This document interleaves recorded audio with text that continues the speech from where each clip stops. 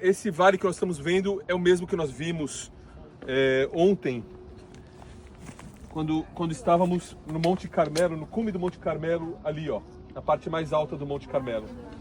Tá? A gente estava olhando de lá para cá, e agora nós temos uma visão mais limpa de norte para sul. Lá nós estávamos de oeste para leste.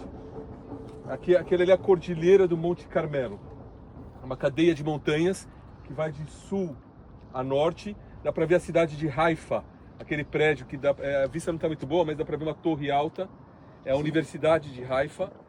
O projeto é de um brasileiro que vocês conhecem, chamado, aquele que construiu Brasília, Niemeyer. Ele foi quem projetou a universidade, aquela torre ali da Universidade de Haifa. Então esse vale que está sob os nossos pés é conhecido como Vale de Jezrael, ou Vale de Esdrelon, ou mais popularmente conhecido como Vale do Armagedon. O pastor estava dizendo ontem que ele chama-se assim porque nessa direção, no meio do vale, mais para o sul, existia uma cidade muito importante, talvez a mais importante de toda a região, chamada Megido, ou Megido. E o monte em que ela estava edificada se chamava Monte Megido. E no Apocalipse 16:16 está escrito que esse evento do Gog Magog se dará no Vale do Juízo Final, que é o Vale de Armagedon, que é esse mesmo vale. Mas esse vale já era muito importante e famoso por duas questões. Primeiro, por ser o vale mais fértil de toda a região. Tá? Todos os sedimentos das rochas aqui, das montanhas de calcário, vão descendo com as chuvas e se transformando em terra roxa, em terra avermelhada. É uma terra extremamente fértil aqui para a região. Então, desde sempre, os agricultores procuravam essas terras para os seus plantios.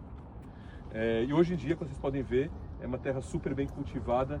Entre essas plantações, várias culturas aqui, temos essas piscinas que vocês estão vendo aqui, essas represas que vocês estão vendo aqui ao redor, que são represas, na verdade, de reciclagem de água. Toda a água que se usa em Israel, água que se usa quando vai no banheiro e tudo mais, essas águas são todas recicladas, acabam chegando em piscinas como essa, aqui são tratadas e voltam a ser usadas na agricultura. Pois voltam algumas vezes, e assim Israel recicla a água de tal forma que só 3% da água que cai em Israel é desperdiçada. Enquanto no país avançado na Europa, como a Espanha, por exemplo, 30% da sua água é desperdiçada. Então, aqui uma das coisas que Israel faz de melhor é o reaproveitamento da água. Mas vamos falar um pouco do que nos traz aqui, que é a história. Começando a olhar da esquerda para cá, e vamos falar do outro motivo pelo qual esse vale era muito importante no passado. Aqui é uma grande planície entre montanhas. Então, quando se tinha uma guerra, uma batalha muito importante, grande, normalmente era nas partes baixas. O primeiro exemplo que a gente tem disso é quando Débora, a juíza Débora, vai chamar o seu general Barak para subir no alto daquele monte, ali à direita de vocês, à esquerda de vocês, chamado Monte Tabor. Dá para ver, não? Sim. Monte bem redondinho, chama atenção assim. Esse é o Monte Tabor. Então é ali que Débora chama Barak para enfrentar Sisara com seus 1000 carros de guerra. Agora, se Sisara queria conquistar o mundo com seus 1000 carros de guerra, ele só podia usar os vales para guerrear, porque os carros de guerra não lutavam nas montanhas. Então ele chamava as lutas para baixo. E foi nesse momento então que Débora, a juíza, passa a ser aquela mulher, né, que ganha uma posição muito importante na Bíblia de valentia, de liderança, de profecia. E ela sobe naquela montanha e convence Barak, que ficou com medo naquele momento. E ela falou que vai ser na mão de uma mulher que Deus vai entregar os inimigos. E aí ela consegue fazer com que o exército enfrente esses 1000 carros de guerra e vença Sisara, que depois vai se refugiar, vai acabar chegando na tenda de uma outra mulher, que se chama Jael, não é isso? Jael. E a sua história vai se acabar porque ela vai fincar a estaca na testa dele. Então essa foi uma das batalhas dos juízes que acontece nesse vale. Uma outra batalha importante dos juízes, vocês estão vendo essa montanha aqui? Essa montanha aqui na frente é a montanha de Moré. Atrás dela tem uma outra montanha, dá pra ver não? Tá. Ali é o Monte Gilboa. Assim que vocês chamam? Gilboa ou Gilboé? Gilboa. Em hebraico é Gilboa. Foi no Monte Gilboa, que nos pés dele tem uma fonte, uma nascente de água. É ali que Gideão vai trazer os valentes para aquela prova dos valentes com a água.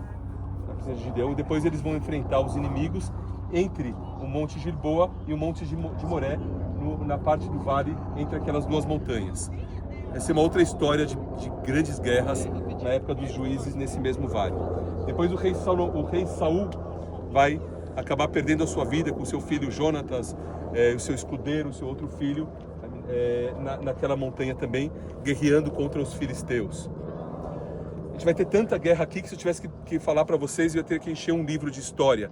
Mas entre essas guerras, depois a Guerra dos Reis, entre as tribos, Acabe também andou por aqui, Elias foi chamar Acabe, Jezebel morreu nos pés da outra montanha.